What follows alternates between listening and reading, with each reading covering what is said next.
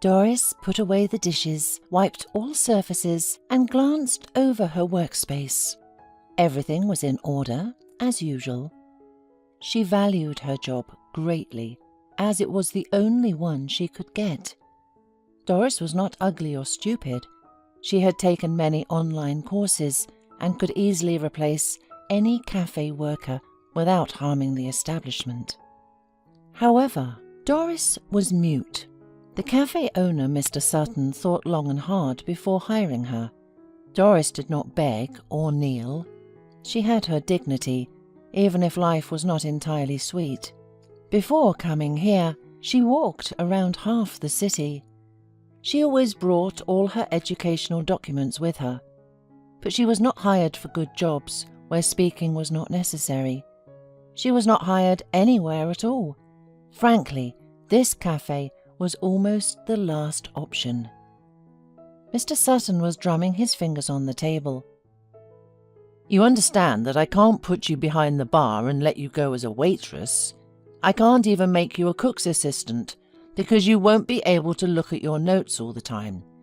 Everything needs to be quick and clear. I have a few vacancies. I can offer you a job as a dishwasher. You don't need to talk there. Wash the dishes, and that's all." Doris tried not to show her joy and nodded. "Well, then start tomorrow. And don't be offended, but I'll keep an eye on you at first." Doris nodded again and smiled. Mr. Sutton realized from Doris's first day at work that he had done the right thing. The girl did not get distracted by conversations or run to smoke every 5 minutes, but at the same time, the quality of her dishwashing was excellent, and he never saw a pile of plates on the sink. Already after a week, at the next meeting, he used Doris as an example for her shift worker. Lola came here through her friend's patronage, who had been working as a waitress here. Lola didn't like to work, but she got a job only because her mother made her. A meanie upstart. Doris turned sharply at these words. Lola and her waitress friend were standing behind her, both smiling. "Well, give me some answer that's at least worthy." They laughed and Doris just walked away. If God didn't give people a brain, there's no point in looking for it. 6 months passed. Lola and her friend still teased Doris, but they behaved politely in front of the boss. The rest of the workers didn't take anyone's side, just watched from the sidelines and laughed. They didn't have any special friendship with Doris. Who needs a dishwasher woman as a friend, especially a mute one? Doris was different at home. First, she was always greeted by Ollie, the cat she had picked up almost immediately after her parents' death 4 years ago. It was then that she stopped talking. Doctors treated her at first, but then shrugged their shoulders and said that this was stress, her body's reaction to what had happened, and medicine was powerless here. Doris needed a psychiatrist who specialized in this, but there were none available. For a long time, she couldn't accept it, but then she noticed that it was even more comfortable that way. She didn't have to answer those who asked how she coped with everything out of politeness. Doris was in the car with her parents, sitting in the front passenger seat, and was supposed to die under the wheels of a truck too. But she didn't like to fasten her seatbelt, even though her dad scolded her. She was thrown aside at the moment of the crash. Though bruised and cut, she survived, and her parents did not. One day, after being discharged from the hospital, Doris was returning from a walk. She had already approached the house when she heard some squeaking. She went up to the garbage cans and found Ollie. The cat was wet, dirty, and so skinny that his emaciation was simply frightening. Doris didn't hesitate to take him in, even though her allowance was barely enough for utilities and simple food. Now, Ollie was a huge, lazy, and insanely beautiful cat.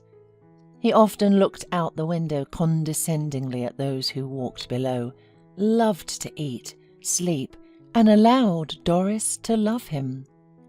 She sometimes smiled, thinking that she was the one living with the cat, not the other way round. One evening after her shift, Doris left the cafe with some of her co-workers. But after a few steps, Doris suddenly stopped and walked towards a bench where a homeless man sat. Doris recognized the look he had, the same look her cat Ollie had when he sat behind the garbage bin. Lola, seeing why Doris stopped, said to her friend, "Look, Doris decided to get herself a suitor." They both burst out laughing. Meanwhile, Doris ignored them and approached the homeless man, who seemed not to notice her. Of course, she will be satisfied even with a hobo. What to do? Nature demands, and what normal guy will look at her? Lola continued to bully. "Oh, is she really bringing him home?" The girls watched in amazement as Doris helped the homeless man to stand up and led him towards her house. 15 minutes later, Doris and her guest entered her apartment. The woman helped the man undress and noticed that his clothes, that now looked like rags, were once fairly fashionable. Doris dashed to the wardrobe, pulled out her father's bathrobe and slippers, and handed them to the man. Then she pointed to the bathroom door and the kitchen. The man, who was over 50, maybe even 60, smiled. "I've understood. I'll wash up and come to the kitchen." After taking the shower, the man became literally unrecognizable, and Doris saw with relief that there was no trace of addiction or any wrong way of life on his face. She poured soup into bowls and put out bread.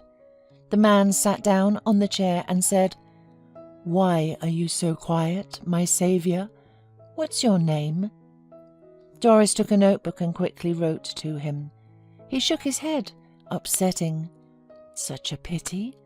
You're so young and beautiful. And I'm almost like you.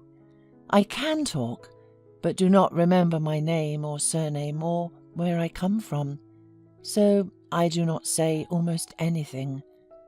Doris wrote, "How long have you been on the street?" The man shrugged. "About a month, maybe more. I regained my consciousness. Not here.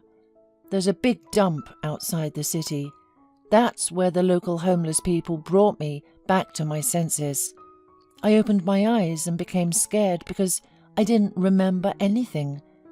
Then I realized my head was pounding badly and everything was bloody. Someone must have hit me. I wanted to go to the police right away, but those vagrants discouraged me. They said they didn't treat homeless people well there. Even though I don't remember anything, it was still scary." Doris wrote again. "You don't even know if you're from this city, do you?" The man shook his head. "I don't remember anything at all." Doris thought for a moment. Over the years of silence, she had gained many internet friends. Without much thought, she took her old phone, and although the camera was not good, she still took a photo of the elderly man. Doris didn't expect anything, but she decided to try to find his relatives. She made a bed for the elderly man on the couch and wrote in her notebook, "You can live with me for now. I'll try to find your relatives." Unfortunately, her internet search did not yield any results. But Tom, as Doris called the man, did not burden her at all. It was even the opposite. When she came home from work, the house was filled with delicious smells and conversations between the man and the cat. Ollie accepted Tom unconditionally. Doris was even offended a little, because the cat now slept with him. One thing marred Doris's happiness. Lola and her waitress friend told everyone at work that she had picked up a male homeless person and brought him home because no one else would date her. Doris didn't respond. She hoped the talk would die down on its own. But every day, either Lola or her friend loudly asked, "How's your homeless guy doing? Does he stink a lot? Is he performing his manly duties?" The staff laughed so hard the chairs bounced. Doris often went to the storage room, trying to avoid such questions. It was impossible to prove anything to the taunting people with a pen and notebook. A month passed. Doris decided that her elderly guest was probably lonely. Maybe his apartment was taken away, or possibly something else happened. In none of the cities where she had friends, and she had many, were there any reports of missing people who matched Tom's description. However, one day the man unexpectedly disappeared. Doris heard Ollie's loud meowing as she was still on the stairs. She opened the door and the cat looked at her reproachfully. As Doris later realized, he was bored. He didn't understand where Tom had gone and why no one was talking to him. Doris also didn't know where her lodger had gone. The house was clean and the prepared dinner was still warm. There was a note on the table. "Doris, forgive me. I had to leave urgently. I remembered everything. We will see each other soon." At first, Doris was upset because she was so used to this man.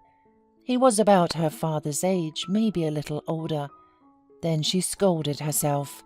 If he left, it meant he was sure that he was needed by someone, and that's good. People shouldn't live without their relatives. Doris had no idea how Lola found out that her tenant had disappeared, but the next day when she came to work, Lola immediately started mocking her. "Doris, people say even a homeless man left you," she said, and everyone around laughed. Doris tried to pass by, but Lola blocked her way. "Tell us, why did he leave you? You're not completely ugly, and you're young, and he, as far as we could tell, was already old. Or didn't you interest him? Well, few people are interested in a silent mummy, right?" Everyone laughed again, and Doris suddenly got angry. Without thinking twice, she remembered what she had learned in the sports section in school years and showed Lola a good karate move. "Super! You know, if you hadn't done that, I would have had to intervene. I don't hit women, of course, but is that even a woman? She isn't even a human." Doris turned around in surprise. A young man was standing next to her. He lazily smiled and extended his hand to Doris. "My name is Harrison. I'm the son of that homeless man you took in." The staff left crying Lola and listened with surprise to their conversation. Doris quickly grabbed her notepad. "How glad I am that he's okay. Why did he leave without saying goodbye?" The man raised his hands and smiled. "He'll answer all your questions himself. He's at home under the doctor's observation. I came for you. You see, if it weren't for you, my wife, who will soon become my ex-wife and then go to jail, decided she had the right to decide who should live and how. Well, you'll find out everything from my dad. And by the way, he said not to come without Ollie." Doris smiled, and Harrison continued, "You won't have to come back to work here. I guarantee you that. We'll definitely cure your illness. You'll be able to live a full, normal life." He talked some more, leading her to the white SUV. She had only seen Lola once afterward. She and her husband, Harrison, came to her hometown to sell her apartment. They had to stay for a few days, and one evening they took a walk and met Lola. She did not immediately recognize Doris, and it was really hard to recognize the gorgeous woman who was arguing with a handsome man as the mute Doris. And when Lola finally understood who was in front of her, she opened her mouth, but then quickly turned around and went in the opposite direction, apparently not to get upset.